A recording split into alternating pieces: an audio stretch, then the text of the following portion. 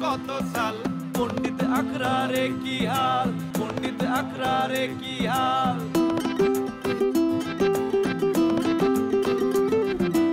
ও কত কিছু বদলে গেল একই আছে তার স্বভাব এই কারণে সুইটির সাথে জমলো না তার প্রেমের ভাব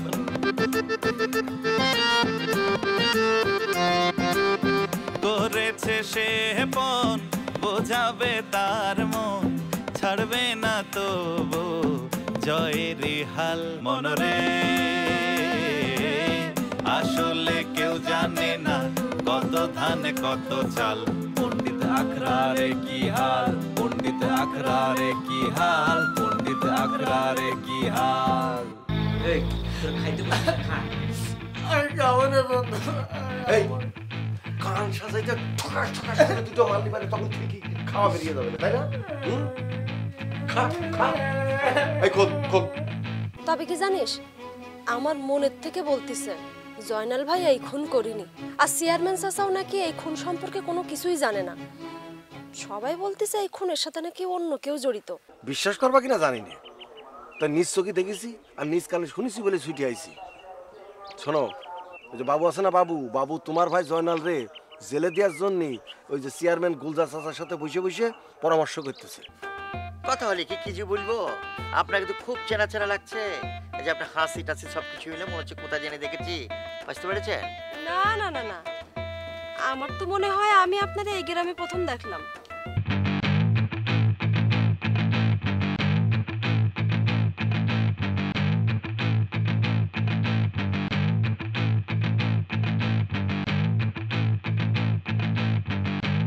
কিরমটা লাগে আবার এটি ওই পর্যন্ত যাবো দূর জায়গা কপালে যা আছে কপালটাই তো কষ্টের আবার এটি রোদ্দের আরে রিয়া আপা তুমি কার সাথে কথা বলতেছো মনে হচ্ছে মনে মনে কারো বকতিছো কি হইছে আর বলিস না আরে মা সেই সর্দার বাড়ির পাশে একটা কাজে পাঠাইলো আমার সর্দার বাড়ি পর্যন্ত হেঁটে গেছি কিন্তু সেই কাজ আর করিনি কাজ না করে মনের ভুলে আবার বাড়ির দিকে হাঁটা দিছি কথাইলে এই কাজের জন্য আবার হেঁটে ওই গ্রামে যাওয়া লাগবে তার মানে কি আমার ডাবল কষ্ট হইলো না এই মেজাজ খারাপ হয়েছে এই কারণে একবার আমি আমারে বকতেছি আর মনে মনে মারে বকতেছি আরে এই কথা আমি না ভাবছি কি জানি নাকি হাসিস না রে আদুরি তোর হাসি পাচ্ছে আর আমার মেজাজ খারাপ হচ্ছে দেখো রাগের মাথায় আবার যেই কাজটা করার জন্য গিসলাটা যেন আবার ভুলে চলে আইসো না আমার যে অবস্থা তাতে মনে হচ্ছে আবার তাই হবে আচ্ছা তোরা যা আমি যাই কাজটা সেরে আসি আচ্ছা গেলাম যাও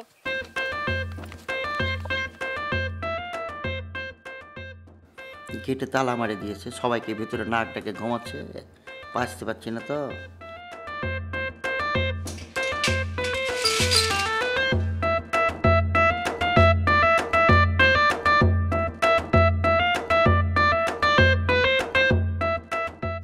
এই আপনি কিডা আরে মামুর বেটা কি বলছো তুমি তুমি আমাকে পাশতে পারছো না আমি যে বদরুল ফ্রম চাপাই রাস্তায় চাপাই আছে না আরে তোমার তো ভাই বদরুল পাশতে পারছ ও তুমি সেই বদরুল ভাই যা রং সাং মাখিছো তাতে তো সিনেমার হিরো মনে হচ্ছে আরে কি ভাবছো তুমি ডেঞ্জারাস মামুর যে ডেঞ্জারাস ডল আছে না ছোটবেলায় তোমাকে দেখেছি আমি অনেক বড় হয়ে গেছো লায়ক হয়ে গেছো তোমাকে তো চিনতেই পারছি না ভাবতে কষ্ট হচ্ছে তুমি এত বড় হয়ে গেছো সেই রকম লাগছে তোমাকে পাইতে পেরেছ আমি বদরুল ভাই আরে তোমার ফুফাতো ভাই বদরুল পাইতে পেরেছ আপনি যেই হন আমি আপনাকে চিনতে পারতেছি না আপনি বাইরেই বসেন আব্বা আসার পরে সিদ্ধান্ত নিব আপনার ভিতরে ঢুকতে দিব কিনা আরে কি বলছো পাইতে পারছি না তো তুমি আমাকে চিনতে পারছো না আরে আমি তোমার ওই যে ফুফু আছে না একমাত্র ফুফু চাপাই সেই ফুফুর একমাত্র ছেলে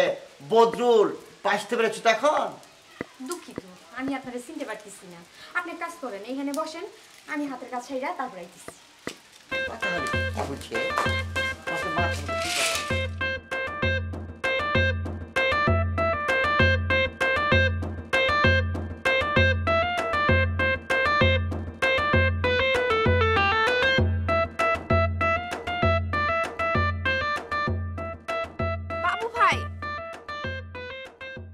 বাবু ভাই তুমি এত বড় একটা জঘন্য কাজ করতে পারলা বাপরে বুবুরা তোমার কি ক্ষতি করছিল হ্যাঁ যার জন্য চেয়ারম্যানের সাথে এক হয়ে তুমি তাদের বিরুদ্ধে ষড়যন্ত্র করতেছো।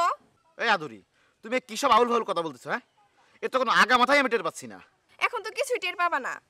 তুমি পাপড়ি বাবুর সাথে ভালোবাসার অভিনয় করিছো, আর ভেতরে ভেতরে জয়নাল ভাইয়ের জেলে দেওয়ার ব্যবস্থা করছো। সব খবর পাপড়ি বাবুর কাছে প্রমাণ সহ চলে আসছে। খবর প্রমাণ সহ?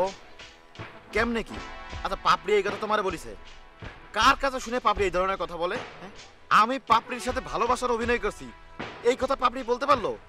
একবার ওর মুখ আটকালো না। পাপড়ি বাবু বলছে তোমার মতো ভণ্ড প্রতারকের মুখোশ তার কাছে খুইলা গেছে। সব সম্পত্তির মালিক হতে চাইছিলা তো, এই স্বপ্ন কোনোদিনও পূরণ হবো না। পাপড়ি বাবু বলেছে তুমি যেন তার সামনে কোনোদিনও না যাও, তোমার সাথে সব সম্পর্ক শেষ।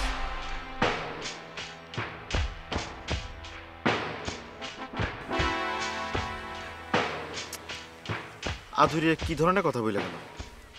পাপড়ি এইসব কথা বলছে?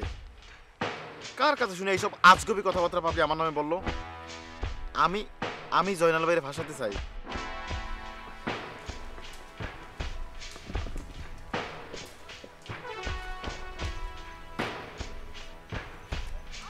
কি হয়েছে, কোনো সমস্যা? না। না বললে তো হবে না, নিশ্চয় কোনো সমস্যা। বললাম তো কোনো সমস্যা না। আরে সমস্যা তো আছেই বাবু ভাই, তোমার চেহারার মধ্যে স্পষ্ট দেখা যাচ্ছে যে কোনো সমস্যা। এই শোনো, ওই দূর থেকে দেখতে আকাশের চাঁদটাকে খুব রোমান্টিক মনে হয়। যারা ওইখানে গেছে তারা দেখছে পাথর আর পাথর, কোনো রোমান্টিকতার ছোঁয়া গন্ধ বাতাস কিচ্ছু নাই।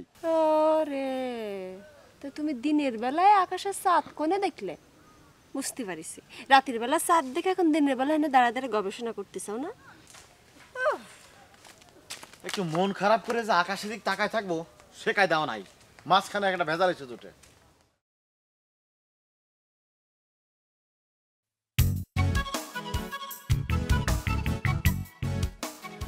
কথা হলে কি, এন্ট্রিতে একটা ঝামেলা পড়ে গেলাম রে বাবা।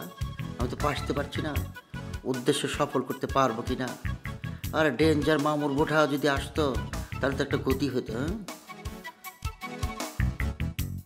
বদরুল ভাই, আমি আর সেই ছোট্টবেলার লাইজু নাই। তোমারে তো আমি ঠিকই চিনবার পারছি। দাঁড়াও একটু মজা করে নেই।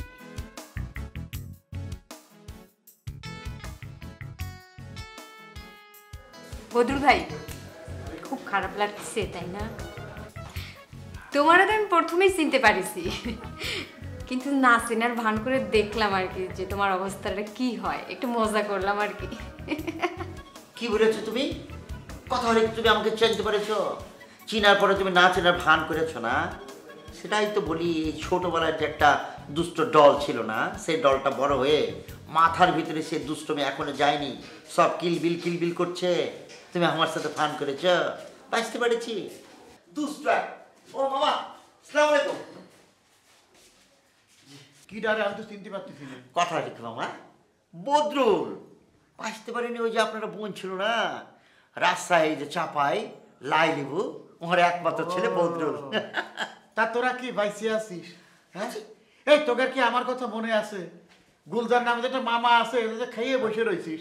হ্যাঁ, আমি যে বাইসে আছি না মরে গেছি সেটা তো তোকে কোনো খেয়াল নেই দেখতেছি। আর তোর মাও তো আমার কথা বেমালুম ভুলে গেছে, তার দেখেন ভাই আছে, সেটা কি তার মনে আছে? আরে কি বলছো মামা, মনে আছে মানে কি? আরে মা বলেনি, মা তো আমার প্রত্যেক দিন বলছে তোর একটা মামা আছে না, ওর এখানে যে খবরটা লিয়ায়। আমাকে বলছে, আমি পারছি না, মানে ব্যস্ত ছিলাম তো। এবার ব্যস্ততা কাটিয়ে একটা সিভিল বাইর করে লিয়ে আইছি, খোঁজ খবর লিয়ার জন্য আইছি। বলেনি। দেখ, খুব ভালো হয়েছে তুই আইসিস, খুব খুশি হয়েছি কলাম। বুঝলি, তুই তো মেলা বড় হয়ে গেছিস, ডাঙ্গর হয়ে গেছিস। তোর মা আসলে কিন্তু খুশি হতাম, তোর মা হাতে করে নিয়ে আসবে, সময় মতো ঠিকই চলে আসবে রে। তোর মা তো শরীর ভালো আছে? ভালো আছে, ভালো আছে মামা। আপনি ভালো আছেন তো? খুব ভালো লাগছে। হ্যাঁ, আসতে ভালো পারছি। আছি।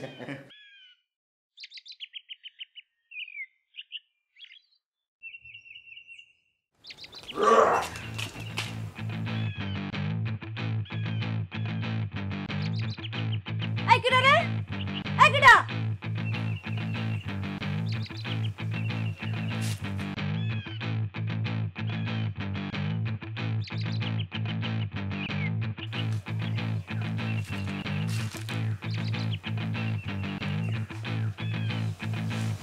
না, শব্দ তোর পাচ্ছে না, ঘরের মধ্যেও তো কেউ নেই, তাহলে পরে শব্দ করতে আসলো।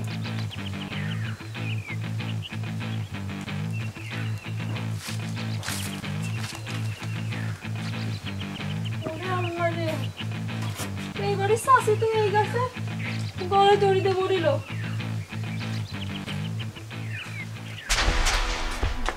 শাসি মনে হয় ভূত ভূত হয়ে গেছে।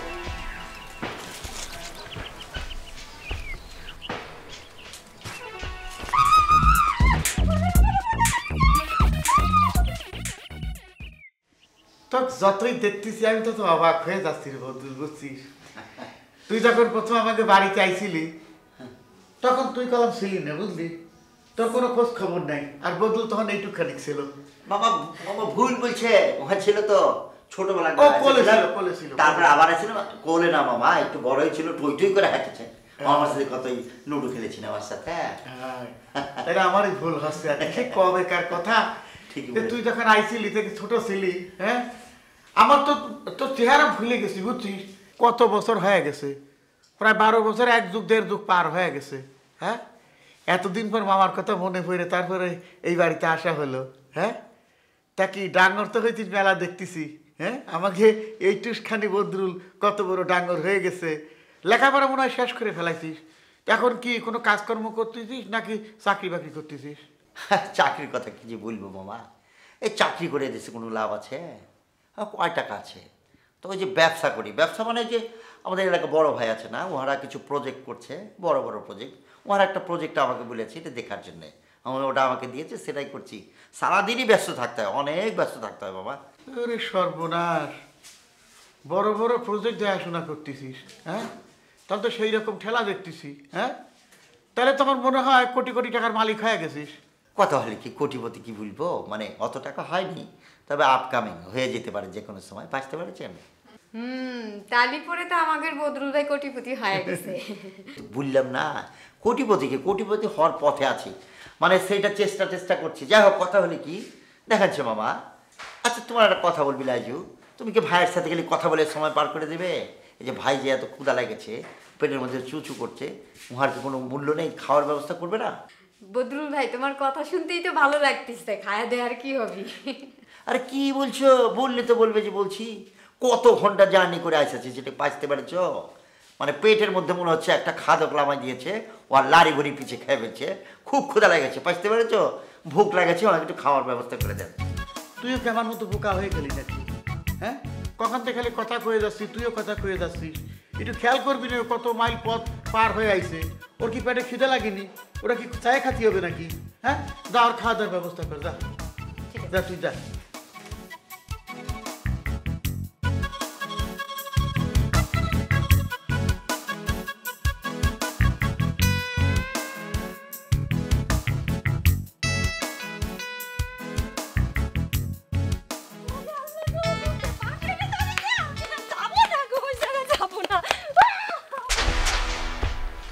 ঠান্ডুরে নিয়ে আমার কিরাম জানি একটা সন্দেহ হচ্ছে রে।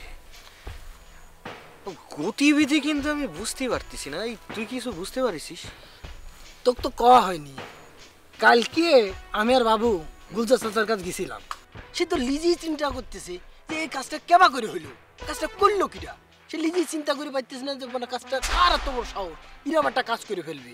হ্যাঁ কিন্তু তসরির সাথে কথা কয়ে মানে ওর ভাব গতি, ও গতি চাচ্ছে কি শুনবি যে লিজিকের ভিতর কেউ এই কাজটা করে মানে ফায়দা লুটতেছে কিনা এটা নিয়ে সব চিন্তা করতেছে। মনে কর জয়নালের কেউ যদি এই কাজটা করে আপন লোক করে এরকম একটা কিছু করে ফাঁসানোর জন্য, সেটা নিয়ে চিন্তা করতেছে। তুই যত যাই কস, আমার কিন্তু বিষয়টা এত সহজ মনে হচ্ছে না। ঠান্ডু এত সাহস কোনে থেকে পাবে? কত আর কিসের জন্য রাজুরে গুম করতে হবে? আর এই যে রাজুরে গুম করে বা জয়নাল রে ফাঁসায় ঠান্ডুর কি লাভ? আমার তো সবকিছু মনে করে যে পেস্ট খেয়ে যাবে। এই কি হইছে? কি এরকম ছুটতি কি হইছে? কি আর বলে না, ওই পোড়াবাড়ির সামনে দিয়ে আমি যাচ্ছিলাম, ওই জায়গায় জাতি না জাতি এইরকম শব্দ শুনেছি। ওই শব্দ শুনে আমি ভয় পাইছি। আল্লাহ, সারা বাড়ি খুঁজে খুঁজে দেখলাম কিন্তু কোন জায়গায় কিছু পেলাম না। আমার কি মনে হয় জানো, ওই বাড়ির চাষি পিছনে যে গাছটা আছে না, বড় গাছ, ওই গাছে তো গলায় দড়ি দিয়ে মরেছিল। আমার মনে হয় ওই চাষির আত্মা ভূত হয়ে বাড়ির মধ্যে ঘুরতেছে। আমি ওই সামনে দিয়ে যাচ্ছিলাম, আমার ভূত হয়ে ভয় দেখাইছে, আমার পা টেনে ধরেছে। সেই ভয়তে আমি দৌড়াইতে আইছি। আমি আর জীবনে কোনদিন ওদিকে যাব না। বুঝতে পারতেছি না ভূত আসবি কোত্থেকে? মানে কিরাম করে ভূত আসবি?